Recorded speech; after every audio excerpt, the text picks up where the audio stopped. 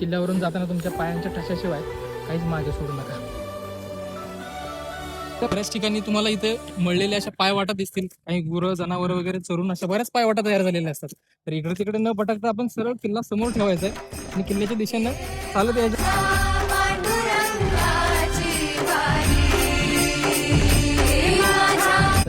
या गडावर अजून एक चांगली गोष्ट बघायला मिळाली ती म्हणजे जागोजागी या ठिकाणी सौर पॅनल बसवलेले आहेत, सोलर लाईट्स आहेत. तसेच काही ठिकाणी वृक्षारोपण सुद्धा करण्यात आलेलं आहे. किल्ल्याच्या मुख्य द्वारातून थोडंसं पुढं आल्यानंतर डायरेक्ट समोर आल्यानंतर हे असं समोर पाण्याचं टाकं दिसेल तुम्हाला. या पाण्याच्या टाक्याला थोडंसं जाण्याचं प्रोटेक्शन दिलं आहे कारण बरीच लोक तिथं जातात. आणि या बाजूलाच दरी आहे, पूर्ण ओपन 90 डिग्री कडा आहे, खाली काहीच सपोर्ट नाही. त्यामुळे हे थोडंसं रेलिंग लावलेलं आहे आणि कुणी जाण्याचा प्रयत्न करू सुद्धा नका. आणि ह्याच्या बाजूने डाव्या बाजूने तुम्ही वर चढला की गडाच्या माथ्यावर तुम्ही पोचाल. जाताना हे असं काही लोकांनी गुटखा आणि पुड्या वगैरे पण खाऊन टाकलेल्या आहेत. तर एका ठिकाणी खूप छान वाचलं होतं आम्ही की किल्ल्यावरून जाताना तुमच्या पायांच्या ठशाशिवाय काहीच मागे सोडू नका.